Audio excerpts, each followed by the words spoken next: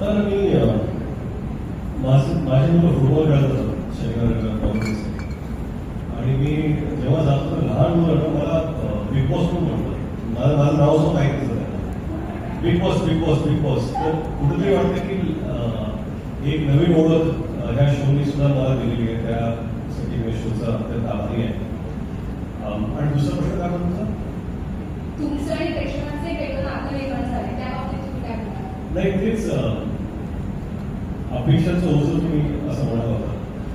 तर प्रत्येक शो नंतर ना असे बरेचसे ऑनलाईनवर लाईव्ह रिव्ह्यूज करतात आणि कधी कधी मला वाटतं की हा तर माझ्यापेक्षा आला होता रिव्ह्यू, कारण ते एवढे इम्पॉर्टंट असतं. तुम्ही म्हणाल की भावना आहे, एक इमोशन आहे आणि त्याच इमोशनमुळे बरेचसे लोक जे आहेत ती एवढी इमोशनली इन्व्हेस्टेड असतात आणि मला वाटतं की ते ह्या शोची ब्युटी आहे.